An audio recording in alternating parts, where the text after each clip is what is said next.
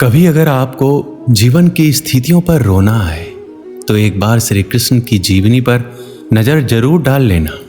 रोना बंद कर देंगे आप। श्री कृष्ण ने एक जेल में जन्म लिया था और जन्म लेने के तुरंत बाद ही उन्हें रात में ही उफनती यमुना पार कर गोकुल ले जाया गया।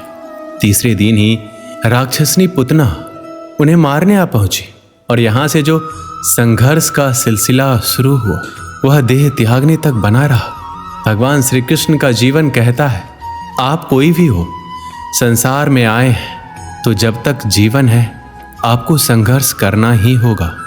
वो चाहे श्री कृष्ण हो या पुरुषोत्तम श्री राम, मानव अवतार लेकर परमात्मा भी सांसारिक चुनौतियों से बच नहीं पाए, लेकिन श्री कृष्ण ने कभी किसी बात की शिकायत नहीं की।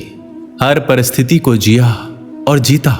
श्री कृष्ण कहते हैं, परिस्थितियों से भागो मत, उसके सामने डटकर खड़े हो जाओ, क्योंकि कर्म करना ही मानव जीवन का पहला कर्तव्य है।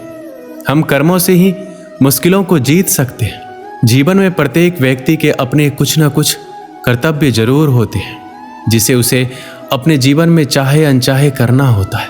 फिर चाहे माता पिता का अपनी संतान के प्रति हो या फिर संतान का अपनी माता पिता के प्रति हो। ऐसे ही आम नागरिक से लेकर देश के बड़े पदों पर बैठे लोगों का भी अपना एक कर्तव्य होता है। जीवन में कुछ लोग अपने कर्तव्यों का पालन खुद की इच्छा से अपनी जिम्मेदारी समझते हुए करते हैं, तो वहीं कुछ दबाव में आकर अपने कर्तव्यों का निर्वहन करते हैं।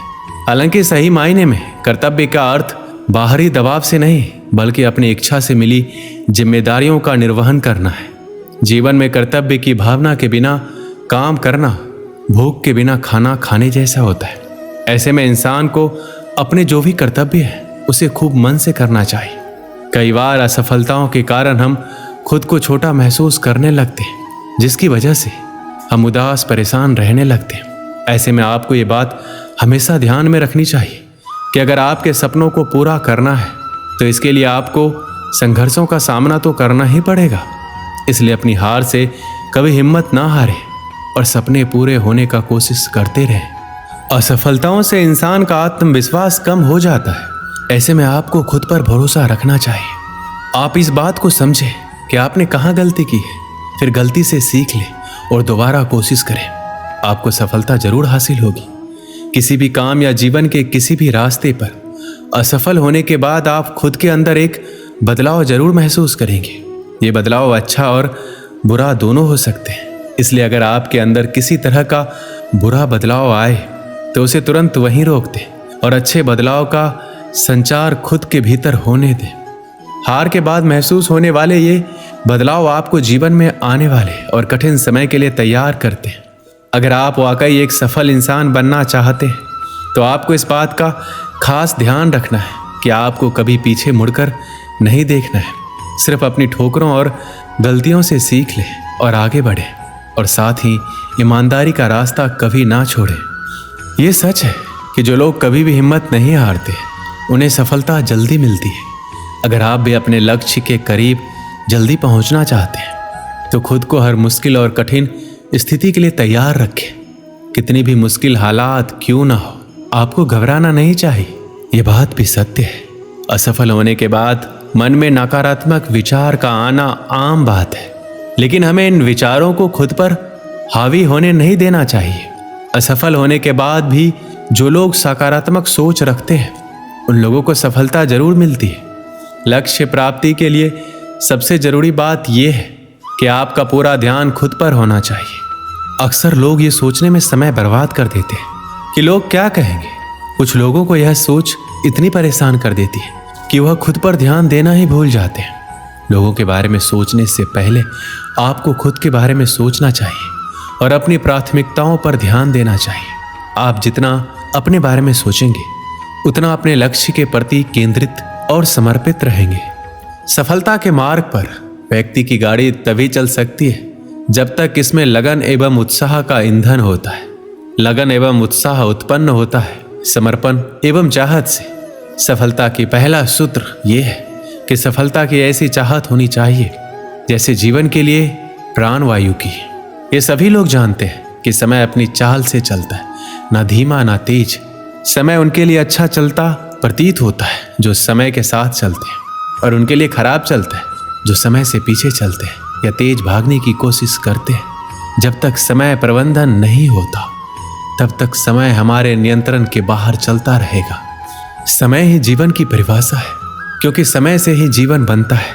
समय का सदुपयोग करना जीवन का उपयोग करना है, समय का दुरुपयोग करना जीवन का नष्ट करना है। समय किसी की भी प्रतीक्षा नहीं करता, वह प्रतिक्षण, मिनट, घंटे, दिन, महीनों, वर्षों के रूप में निरंतर अज्ञात दिशा को जाकर विलीन होता रहता है और फिर शून्य में विलीन हो जाती है। श्री कृष्ण कहते हैं, समय बर्बाद मत करो, क्योंकि समय से ही जीवन बना है।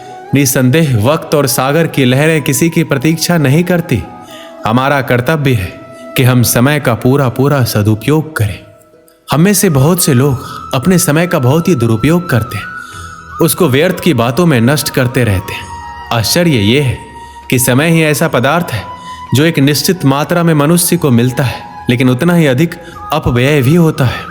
हम में से कितने लोग ऐसा सोचते हैं कि हमारा कितना समय आवश्यक और उपयोगी कार्यों में लगता है और कितना व्यर्थ के कार्यों में, सैर सपाटे, मित्रों से गपशप, खेल तमाशे, मनोरंजन, आलस्य आदि।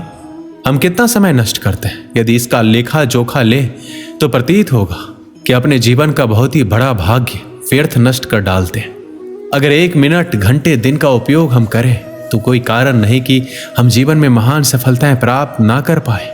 समय की बर्बादी का सबसे पहला शत्रु है किसी काम को आगे के लिए टाल देना। आज नहीं कल करेंगे, इस कल के बहाने हमारा बहुत सा समय नष्ट हो जाता है। कल पर अपना कोई भी काम ना टालें। जिन्हें आज करना है उन्हें आज ही कर दें। स्मरण रखिए, प्रत्येक काम का अवसर होता है और अवसर वही है जो वह काम आपके सामने पड़ा है। अवसर निकल जाने पर काम का महत्व भी समाप्त हो जाता है तथा बोझ भी बढ़ता जाता है। आलस्य समय का सबसे बड़ा शत्रु है।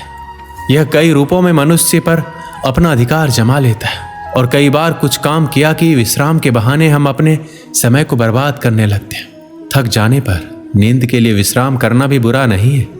थकावट हो, नींद आए तो तुरंत सो जाइए, लेकिन आंखें खुलने के बाद अभी उठते हैं कहते रहते हैं। यही आलस्य का मंत्र है। आंखें खुली कि तुरंत अपने काम में लग जाए, क्योंकि यही वह समय है जिसमें मनुष्य अपने जीवन का, अपने भाग्य का निर्माण कर सकता है।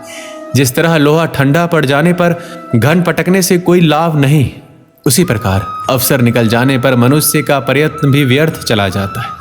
अधिक कार्य क्षमता प्राप्त करने के लिए विश्राम आवश्यक है, लेकिन उसका भी समय निश्चित कर लेना चाहिए। एक समय की बात है, एक संत गांव के बाहर छोटी सी कुटिया में रह रहे थे। संत दिन भर ध्यान में बैठे रहते और बीच बीच में जोर से चिल्लाते थे, जो चाहोगे वो पाओगे। गांव के लोग उस कुटिया के सामने से गुजरते और संत की ये बात सुनते थे। सभी सोचते थे कि संत पागल है, इसलिए चिल्लाता रहता है। गांव में एक नया व्यक्ति आया। जब वह संत की कुटिया की ओर गया तो उसने भी ये सुना, जो चाहोगे वो पाओगे। यह बात सुनकर वह कुटिया में पहुंच गया। उसने देखा कि एक संत ध्यान में बैठे हुए हैं। वह व्यक्ति वहीं बैठ गया। थोड़ी थोड़ी देर में संत यही बात बोल रहे थे, जो चाहोगे वो पाओगे। जब संत ने आंखें खोली तो सामने बैठे व्यक्ति ने उन्हें प्रणाम किया। व्यक्ति ने बोला कि गुरुदेव, मैं बहुत गरीब हूँ। आप जो बोल रहे हैं, क्या उससे मेरी गरीबी दूर हो सकती है? क्या मुझे धन प्राप्त हो सकता है? संत ने कहा, अगर मेरी बातें अपने जीवन में उतार लोगे तो ये बातें सच हो सकती है। मैं तुम्हें एक हीरा और एक मोती दूंगा, इनकी मदद से तुम धनवान बन सकते हो। हीरे मोती की बात सुनकर व्यक्ति बहुत खुश हो गया। संत बोले कि अपने दोनों हाथ आगे बढ़ाओ। व्यक्ति ने दोनों हाथ आगे बढ़ा दिए।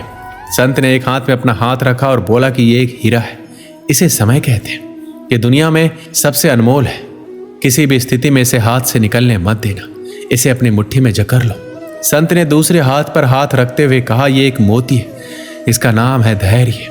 जीवन में जब भी बुरा समय आए तो धैर्य नाम के इस मोती को धारण कर लेना। जब तक ये मोती तुम्हारे पास रहेगा तुम्हारे जीवन में दुख नहीं आएगा।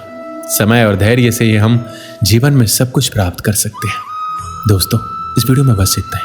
मिलते हैं अगले वीडियो में। अपना ख्याल रखिएगा। जय श्री कृष्ण।